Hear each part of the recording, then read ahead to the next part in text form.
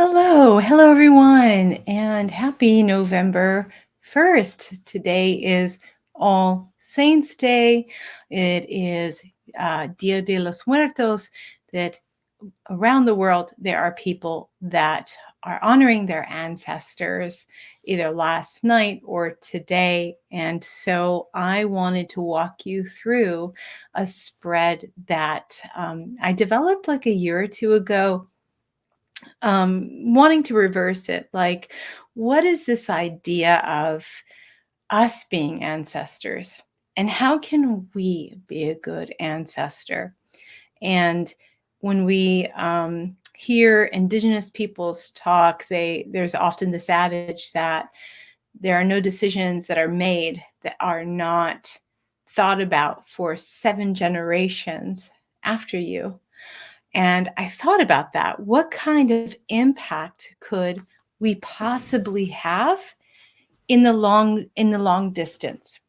And as we are in a time of great political turmoil, inter-country conflict, climate change, a lot of this is the difficulties we're dealing with because we've not had a long view of time and how we might actually impart some kindness or goodness ahead of us. How can we be a good ancestor to those who are going to need every little bit of help to get through this technological bottleneck? And often we don't think that far ahead, but in societies that are more long memoried and cyclical in nature, this is a part of their considerations. So I thought to create a tarot spread around this concept. There's a really good book as well, called How to Be a Good Ancestor. And he goes through just ways that we can think far ahead in the future and how we might have some of that more long form thinking and not always the short term emergency.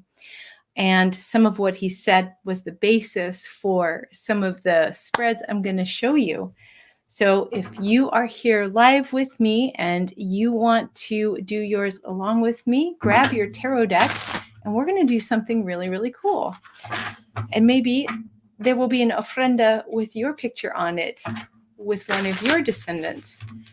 And by descendants, I don't necessarily mean just your direct descendants. Like, I don't have children myself, but in terms of the greater view, the people that you've touched, the people that you have influenced, and how those little wings of a butterfly over time can become hurricanes, and how your influence is actually much greater than you might think. So let's get into it. I'm going to pull up my little spread. So go ahead and shuffle your cards and spread them out or keep them in a pile, however it is that you choose them. And then I'm going to walk you through this spread. So let me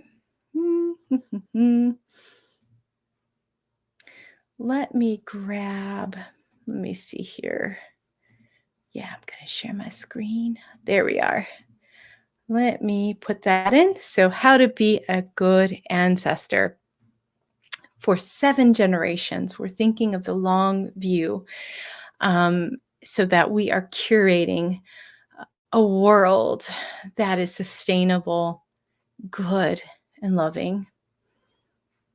So just so you know, and you may want to either screenshot this really quickly or jot this down, this is what it looks like.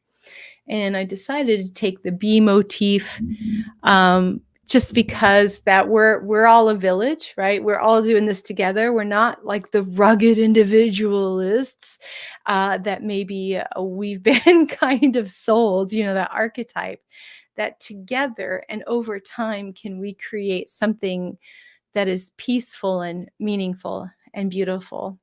And at times like this, it can sometimes feel that we can make no difference, that we are just too small individually. But I believe that that's really untrue, that we have effects that maybe far bigger than we even know yet or give ourselves credit for. So you're going to pull 7 cards, but the first card is a 0 card. It is not numbered. And as you see, it's done like the 0 card, and then we have 1, 2, 3, and then 4, 5, almost like a T shape, and then 6. So 0 and 6 are kind of outside of that spread. So 0, this is the first card you're going to pick. This is you as an ancestor. What card is going to represent you, just the baseline of you as an ancestor? And if you are with me live, go ahead and pull that card for yourself. And don't look at it yet. Just kind of put it in a pile, and then we'll look at them afterwards. I'm not going to look either. I'm going to be playing along with you. Once you've pulled that card, we're going to do the next one. So this is the first generation. This is your children, or even your siblings' children, or the children of your friends.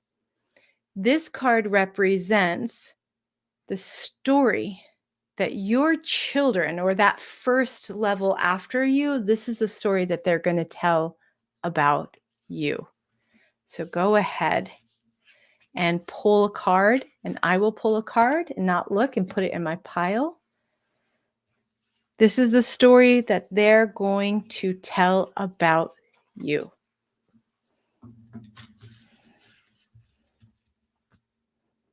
And if I move too fast, I'll go through it again a second time. So I'll do it one time, and then we'll go through it another time just to make sure everyone is up to speed. 2, this is your grandchildren's line, or again, the grandchildren of your friends, your siblings. It doesn't necessarily mean your direct line. So your grandchildren, due to what we know, they may experience great ecological stress. This card represents how you invested in their safety, in the stories that they tell about you. So this card represents how the grandchildren's line, the stories they're going to say about you as they navigate the ecological change of our planet, and ways that you helped provide safety for that, or maybe didn't. So some of these cards are going to be ways that may feel like failures at first, but those are all invitations to lean in and do the work. So if you get a card that feels difficult or negative, we want to see that not as a condemnation of you, but areas that maybe you can lean a little more into, or think about how you can represent a little more. So go ahead and pull a card for that. Put it aside. Next, it's the great-grandchildren line, and they may tell a story. This card represents the story they tell of how you participated in fighting for the world that they live in now. So this is the story about what you did that contributed to the world that they live in. What is the story that they're going to tell about you? And go ahead and pull a card. 4th. Now we're getting way out into the future now. Your 4th generation will benefit in these ways as a result of your planning, even though they may not remember you. They may not know who you are. They may not actually be able to link that it was your influence. And by influence, this doesn't even need to be like, oh, you're rich and you somehow found 100 acres, right, for your descendants. This is about the values you imparted and how those values kept being passed along. So instead of intergenerational trauma, we have intergenerational strength intergenerational power that gets passed in terms of our ethics and values going down the line. So, this is what the fourth generation is going to benefit as a result of your planning, even though they may not remember you, but this is still the effect that you will have. So, go ahead and pull a card. Now we're getting fifth generation. Your fifth generation tells the story of how societies and ecologies have been made better as a result of your actions. So, this is even taking it to a further view.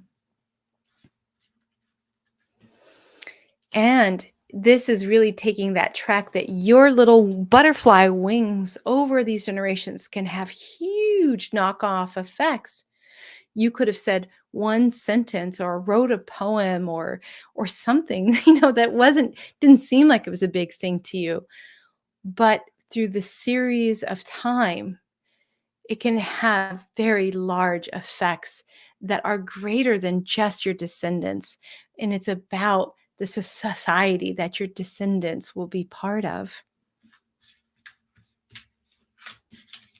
So you're going to pull a card for there.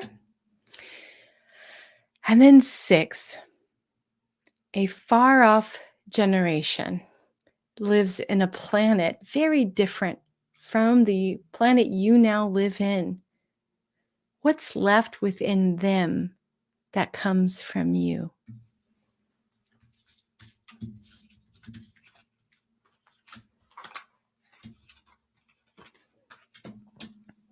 And to give you a sense of scale, 7 generations could easily be the 1500s if we go back, or the 1600s. And in so many ways, these little things that we have around us that we just do, and we have no idea where it comes from or why we do it. Like, for example, if you're from Europe, why is salt and pepper on your table? Where does that come from? Why is that there? It's an artifact of a much earlier time where salt was so expensive, you showed it off in your salt cellar. And over time, it's just become the salt shaker. So that's what I mean by there are things that may seem like little things or things that were important to you over time become these interesting artifacts that even if they don't remember you and they don't know the story behind it, it's just something they do. And so that is part of this final card. And just to remind you, your spread looks like this. So if you want to go ahead and put your cards in this configuration, you can do so. I'm going to do that too.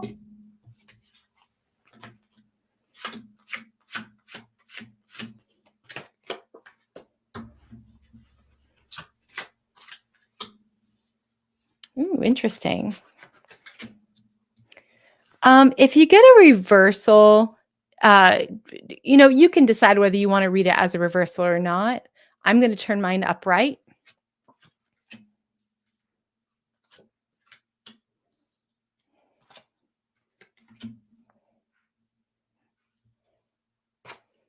Oh, wow. Very interesting. Okay, so I'm going to go through it one more time for those of you that maybe missed a piece or came in late.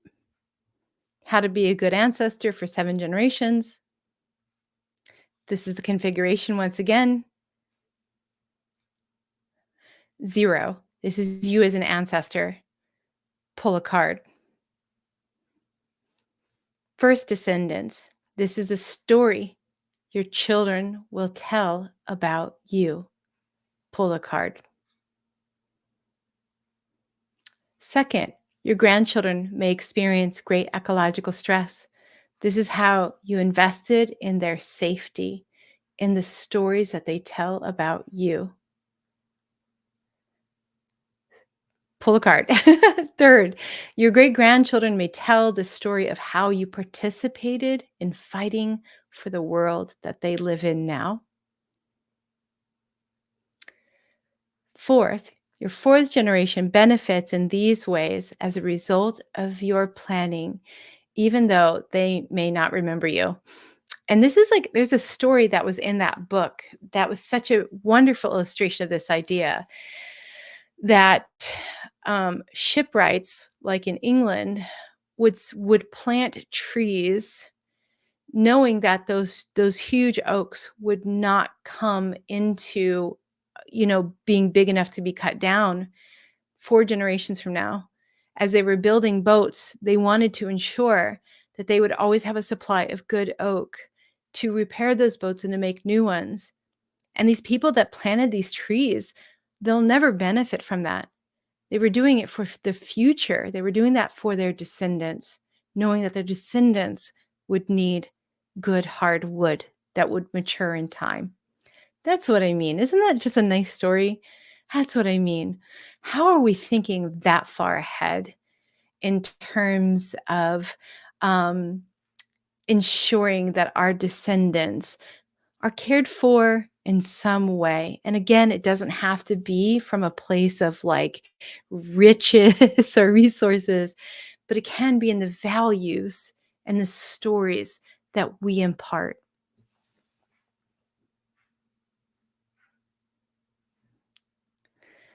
Your 5th generation, so this is the 5th card, tells the story of how societies and ecologies have been made better as a result of your actions.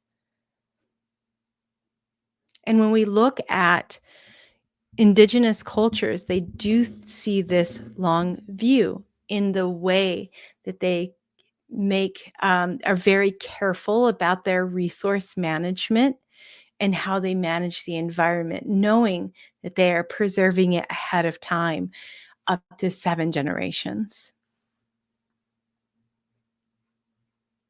And then 6th, a far off generation lives in a planet very different from the earth you live in now. What's left within them that came from you?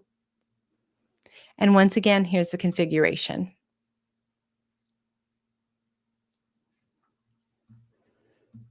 I see that there's a good number of you live and there's been no comments. I wonder if you're furiously picking cards and figuring out what this looks like. So there you have it. The one I pulled, I'm going to walk through just as a example or exercise, just so you see how I do it. So my 0 card, this is you as an ancestor. I got 4 of wands. I really, really love this because 4 of wands is often seen as like a marriage card, but it's also a card that means homecoming, that you're coming home to your people, you're coming home and your homecoming is celebrated. So I really love that this inclusive communal card is the card that represents me or you or anyone as an ancestor. Like that couldn't get any better to me. Like that's perfect. That really means like, oh, I'm in alignment with what I'm seeking to do here. And then the first descendants, this is the story. So this doesn't necessarily mean this is the objective reality, but this is the story because story and the power of story is incredible in terms of the societies and the cultures that we build for ourselves and our descendants. So, first descendants, this is the story your children will tell about you. And the card I pulled for that was King of Swords. Well, what does that tell me? That there's a story about justice being really, really important, and truth being really important, and honesty being really important, and that precision is very important, and that we are not afraid to fight for truth. And that there was some leadership that I gave around that those first descendants will tell stories about, which I'm kind of surprised that came up for me, but I can kind of see it as well, especially when we're looking at King of Swords in terms of values. And that's an interesting thing about the sword suit. So if we look at the 4 suits prior to the Rider-Waite-Smith and we look at how it showed up as the Marseille, The four suits were not connected to the elements as much as they were connected to levels of society. So the swords were the nobility, actually. And cups were clergy, and pentacles were the merchant class, and wands were the land folk, the peasants, and the farmers, and that kind of thing. So with King of Swords, there is some kind of leadership in terms of truth telling, and also putting yourself in harm's way in order to be an agent of truth. And that's true for a lot of the swords cards. And I don't think that that gets enough attention. That even though throughout the sword suits, there's these really difficult cards, aren't there? There's like the Three of Swords, heartbreak. 10 of Swords, ruin. Five of Swords, greed. Nope, nope. That's Five of Cups, Jenna. Five of Swords, like defeat, right? There's all these really tough cards that then make you think, well, maybe the court cards are really tough too. But it's the sword suit where the swords court cards are not afraid of um, conflict in order to protect others and in order to be the truth teller. So if you've never thought of sword suits that way, I offer that alternative kind of way of viewing them. So then the next one, your grandchildren may experience great ecological stress as a result of, because of what we're all going through. This is how you invested in their safety in the stories that they tell about you. And every time I do this spread, this is the card that often is consistently negative, which tells me that humanity is going to go through quite a bottleneck. We're going to make it. I'm pretty confident of that. But by that generation, it's going to be tough. And this time, me doing it is no different. I got Five of Swords. They're going to have a tough time. And they may not have felt that I invested enough in their safety. So for me, this is some work for me to do. This is work for me to contemplate and go, how can I shift this energy?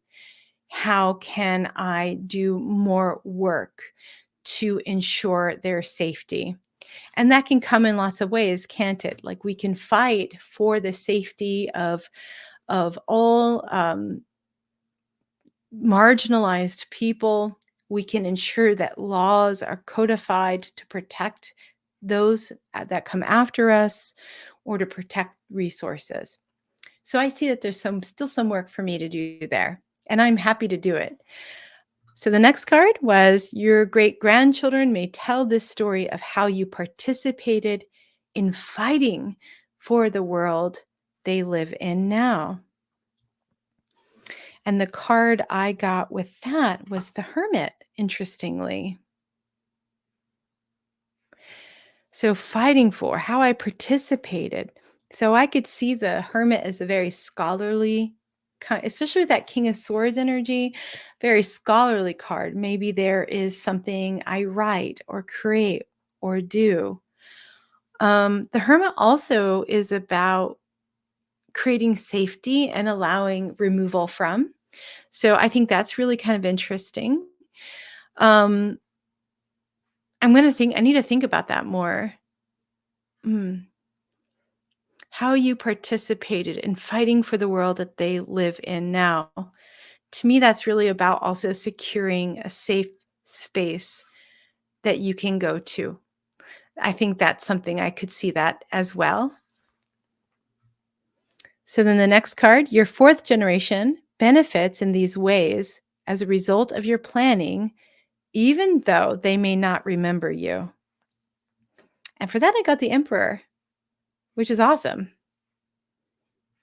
To me, the Emperor is about safety and also order and collectivism, and that the world that they are in is a structured and ordered one, and that there's something that I may do that can contribute to that being their reality. Your fifth generation tells a story of how societies slash ecologies have been made better as a result of your actions. And for that, I got Six of Wands. That's lovely. That there will be something that is successful that I impart or do that will have a measurable, positive, and beneficial effect on the society that my descendants will live in. And then finally, sixth card, a far off generation lives on a planet very different from the earth we live in now, right?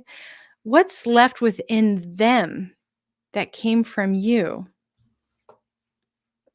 And I got Queen of Pentacles, which makes me really happy that for me, Queen of Pentacles, like I very much work on stewardship of my land, kindness and generosity to all the creatures that are on my land. Um, an ecological approach, Queen of Pentacles, right? She has her garden, she nurtures, she cares for, she provides nutrition. There's a lot to her that for me, seeing that in terms of values, how do we care for one another, that is going to carry forward in 7 generations. So we have kind of the principle, right? Four of Wands, like the home, and then the final, which is Queen of Pentacles. Very lovely. Very lovely. Very, very lovely. So that is your ancestor spread. Hey, Miss EGG. I don't know how to say your name, but hello. And I hope that you have found this very meaningful. For those of you that are live, if you care to share in the comments, I'd be happy to hear what this looks like for you, um, and how it may spark within you a contemplation about what values am I carrying forward, not just to my kids or my siblings' kids or my friends' kids, but how is that going to get carried forward in time in a measurable way? How am I thinking in the long term? And that could be as simple as teaching them how to garden or showing them how to see the wonder in birds or how to manage their money in a way that's sustainable, how to handle conflict in a sustainable and healthy way, how to be in relationship in a healthy way. All of these things matter. And I think often, myself included, I'm always thinking of just like the next couple months, always feeling like you're behind the eight ball in this world that's getting faster and faster. But I think it's, I don't know about you, but for me, this feels really mm, comforting to know and to see very viscerally in the spread that the things that I want to impart or teach or influence can have a much greater effect than I could ever even imagine now. That we are all so much bigger than what's on our to-do lists and what's on our calendar and what we're going to do. Like, and it's all in these soft ways that are so sweet and gentle, and the ways that you are now, and you have no idea that part of your ethics, the way you live your life, your some of your funny quirks and habits that could be coming from hundreds of years ago.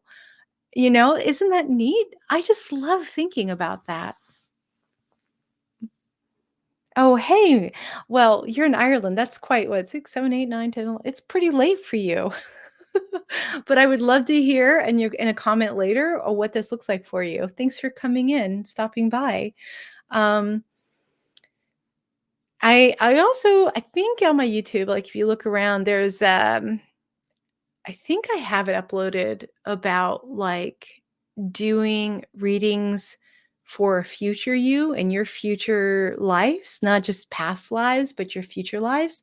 I was always like, why is it we use tarot to tell the future? But I had only ever seen tarot being used to do past life readings.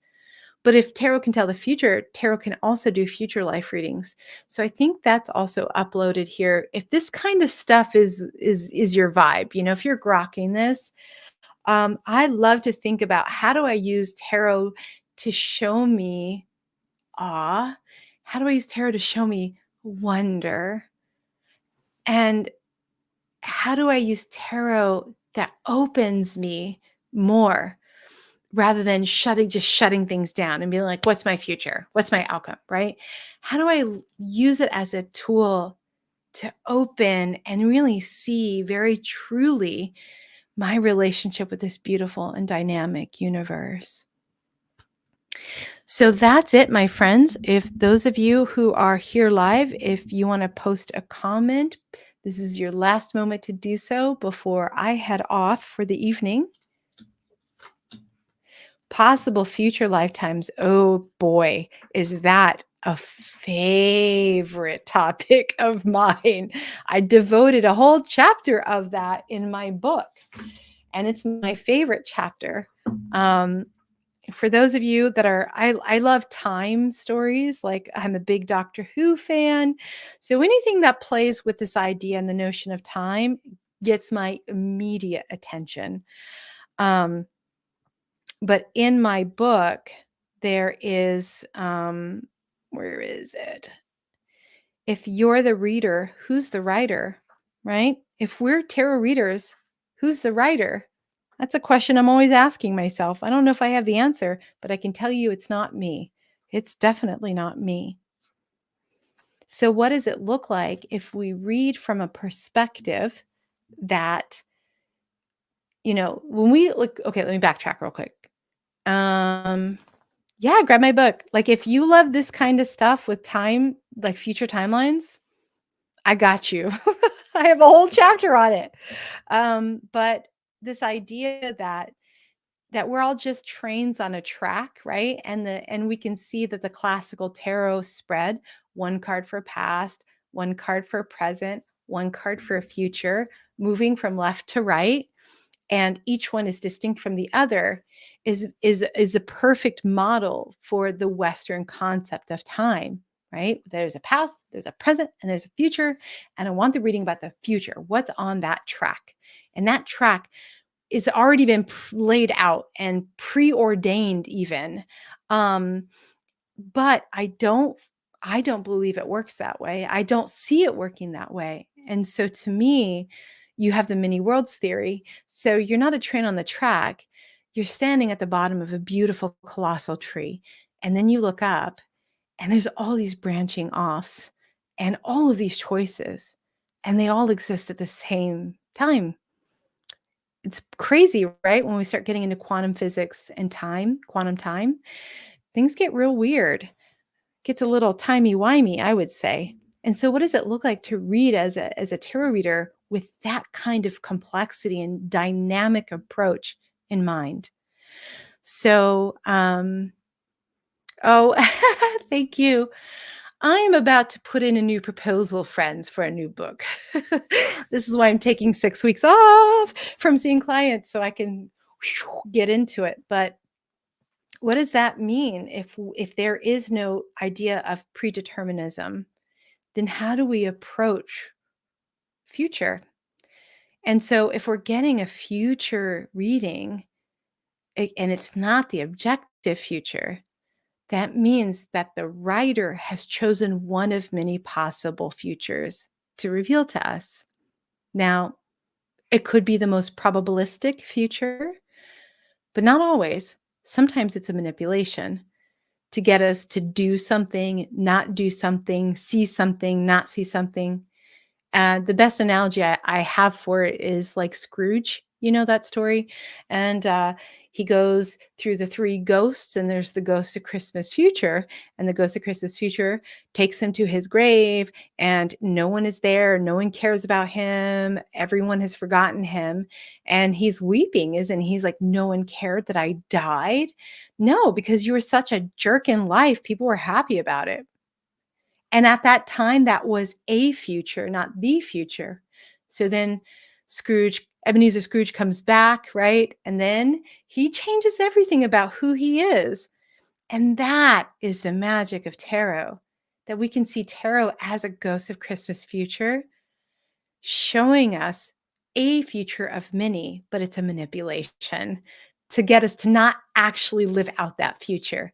So sometimes when we get those bad readings or like a negative outcome card, instead of freaking out about it, ask yourselves, why is the writer giving us this information? Is there something I need to be avoiding? Is there something I need to be shifting in order to change and to be able to change that final outcome card? Have I seen Everything Everywhere All at Once?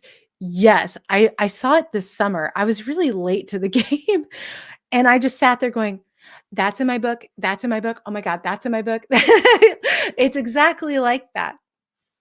But I don't know. I don't have like an everything bagel or spread, though maybe I should. I need to watch it again. And I think that that movie really coincides with what I see in readings and mediumship consistently, which is the only thing that feels permanent in my experience of doing a ton of readings is love. Honestly, that is indestructible. I see it as the one thing that is often unchanging and real, like gravity, like the speed of light. It is its own constant of the universe. And so, to me, reading tarot helps remind me of like all of these innate and beautiful truths. And it blows my mind that people are like, "Oh, tarot's evil, tarot's the devil, tarot is blah, blah, blah, blah, blah, or tarot's like gonna tell me I'm gonna die," right? There's all this fear around it. When I see it operating in such a dynamic and generous and really kind and loving way. Now, it's not always what we wanna hear. Sometimes it's telling us stuff that we don't like at all, but I never see it do anything other than in the spirit of love for that person.